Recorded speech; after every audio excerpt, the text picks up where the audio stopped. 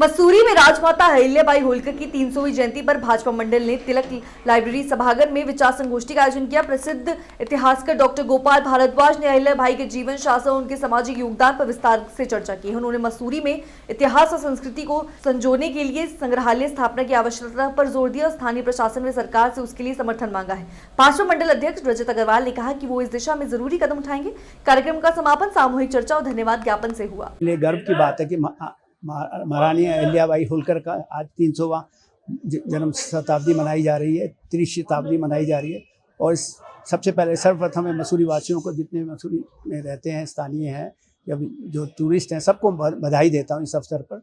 और ये बहुत ही हमारे लिए गर्व की बात है। और ये अच्छा हुआ कि 300 वर्ष पूरे होने पर मसूरी में उनके लिए, उनकी यादगार के लिए प्रोग्राम हुए और बैठकें हुई है और कई विभिन्न प्रकार की क्रियाएँ जैसे चित्रकला और ब्लड डोनेशन, इस तरह के कई कार्यक्रम किए जाएंगे। ये बहुत अच्छी बात है। तो आपने जैसे पूछा मसूरी से उनका क्या संबंध है, आप जानते हैं मसूरी उनका इंदौर में इनका शासन था, होलकर परिवार का, इनकी राजधानी इंदौर थी। तो वहाँ से आज़ादी से पहले, स्वतंत्रता से पहले कई राजे महाराजे मसूरी में आते थे। तो उसी सिलसिले में महाराजा जसवंत राव होलकर और तुकोजी राव होलकर और उनकी महारानियाँ और उनके एडीसी प्रधानमंत्री सब मसूरी आए। और हमारे मेरे फादर जो ज्योतिषी थे, उनसे उन्होंने अपनी जन्म कुंडली बनाई, अपना भविष्य देखा। मेरे फादर फेस रीडिंग किया करते थे और फेस रीडिंग में उन्होंने जो जो देखा उनके बारे में बताया। कई भविष्यवाणियाँ बिल्कुल सही हुई। इवन मेरे फादर ने तो क्वीन एलिजाबेथ की भी जन्मपत्री बनाई थी और उन्होंने 2-3 साल पहले उनको धन्यवाद, मेरे को धन्यवाद लेटर भी भेजा था विंडसर कासल से, उनकी मृत्यु से पहले। तो मसूरी का मैंने यही कहा कि अहिल्याबाई से उनका संबंध ये है कि मैंने आज भी उनके जो इनके जसवंत राव होलकर और तुकोजी राव होलकर और जो उनकी और महारानियाँ थी, उनकी राजकुमारी थी, सबकी जन्मपत्री संभाल के रखी है। और मैं चाहता हूँ कि इसको भी, जैसे मसूरी के लिए एक पहले प्रस्तावित था कि मसूरी में एक म्यूज़ियम या संग्रहालय बनाया जाएगा, उसी में मसूरी से इतिहास से संबंधित इसको भी इतिहास में रखा जाए। और शीघ्र इनको संचय करने के लिए, इनको संग्रहित करने के लिए, इनकी आने वाली जनरेशन के लिए एक स्थापना की जाए म्यूज़ियम की। पिछली बार भी 2-3 बार मेरे को आश्वासन दिया गया, प्रस्ताव भी पास हुआ नगर में, लेकिन अभी तक वो चरितार्थ नहीं हुआ, वो सपना ही रह गया। तो मैं इस अवसर पर यही आपके माध्यम से कहना चाहूँगा कि जिनका भी सरोकार है वो अगर इस बारे में सोचते हैं, क्योंकि इतिहास को संजोना बहुत मुश्किल काम होता है। इतिहास को संजोएंगे तो तभी हमें आगे का पता लगेगा, हम आगे की रूपरेखा बना पाएंगे। इतिहास में क्या हमसे गलतियां हुई, इतिहास को बहुत संभालना है। हमें पता था इतिहास था, तो अभी तो आज पता हुआ कि आज 300 वर्ष हुए महारानी अहिल्याबाई, उनका लिखा गया, उनके बारे में लिखा गया, उनका कार्य बताया गया, उन्होंने क्या क्या कार्य किए, क्या पुण्य कार्य किए, बनारस में कौन से मंदिर का उन्होंने पुनरुद्धार किया, और भारत में अलग अलग स्थानों में उन्होंने और कार्य किए हैं। तो क्योंकि वह लिखित था, तो मैं चाहता हूँ मसूरी का जो 200 वर्ष का गौरवमय इतिहास है उसको भी संजोया जाए। सोच क्या थी? देखिए, महारानी अहिल्याबाई होलकर जी, जिन्हें आज पुण्य श्लोक अहिल्याबाई होलकर जी के नाम से जाना जा रहा है, हमारे लिए बहुत ही गर्व का विषय है कि भारतीय जनता पार्टी द्वारा 300वीं जयंती के उपलक्ष्य में, अहिल्याबाई होलकर जी की 300वीं जयंती के उपलक्ष्य में सारे कार्यक्रम किए जा रहे हैं। ये कार्यक्रम जो है 10 दिवसीय कार्यक्रम है, जो पूरे भारतवर्ष में, पूरे उत्तराखंड प्रदेश में हर मंडल में मनाए जा रहे हैं। मध्य प्रदेश में ये कार्यक्रम पिछले 9 महीने से चल रहे हैं। और अहिल्याबाई होलकर जी का पूरा जीवन जो है एक प्रेरणा स्रोत है।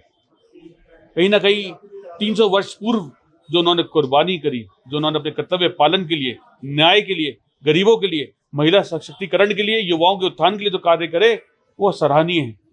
आज हम सच्ची श्रद्धांजलि देते हुए यही प्रार्थना करते हैं कि हमारी अहिल्याबाई होलकर जी की जीवनी हर बालिका पढ़े, हर महिला पढ़े और हक की लड़ाई लड़ते हुए देश को उत्थान की ओर ले जाए। हमारी अहिल्याबाई होलकर जी ने जगह जगह प्याऊ बनवाए, जगह जगह बावड़ी बनवाई, धर्मशालाएं बनाई, जहां गरीब लोग थे उनके लिए, गरीबों के लिए रैन बसेरे बनवाए। और पूरे भारतवर्ष में ज्योतिर्लिंग की स्थापना काशी विश्वनाथ में सबसे पहले करते हुए सोमनाथ में सुचारू रूप से पुनः निर्माण कराया ज्योतिर्लिंग का, पूरे मंदिर का। और जहां जहां अंग्रेजों ने मंदिर तोड़े थे, वहां अहिल्याबाई होलकर जी ने जाकर मंदिरों की स्थापना करी। चाहे वो बद्रीनाथ जी की तरफ हो, चाहे वो केदारनाथ जी के कुछ छोटे मंदिर, बड़े मंदिर हो, चाहे वो ऋषिकेश, हरिद्वार हो, चाहे पूरे भारतवर्ष में घूम कर मंदिरों का स्थापना करी। और 30 वर्षों के अपने कार्यकाल में उन्होंने हर गरीब के लिए न्याय की बात करी और महिलाओं के उत्थान की बात करते हुए विधवा महिलाओं तक को हक दिलाने की बात करी।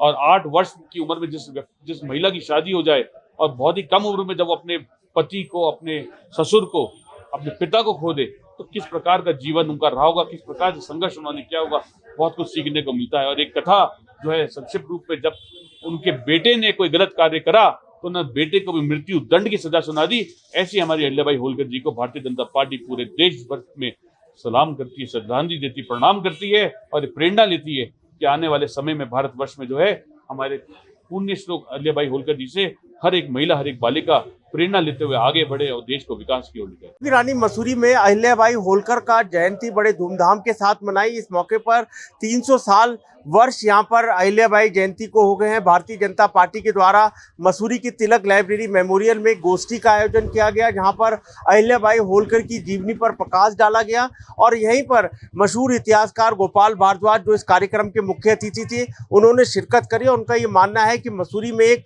बड़ा संग्रहालय होना चाहिए जो इतिहास मसूरी और आसपास के साथ साथ उत्तराखंड और भारत का है। उनके पास कई अहम दस्तावेज हैं, कई इतिहास हैं जिनको संरक्षण करना जरूरी है। ऐसे में उनके द्वारा उत्तराखंड सरकार और स्थानीय प्रशासन से लगातार मांग की जा रही है, परंतु आश्वासन के सिवा उनको कुछ नहीं मिला है। एक बार उन्होंने मसूरी में फिर से एक बड़े संग्रहालय की बनाने की मांग यहाँ पर की है। मैं अपने सहयोगी दीपक बंसवाल के साथ सुनील सोनकर, श्री न्यूज़ मसूरी।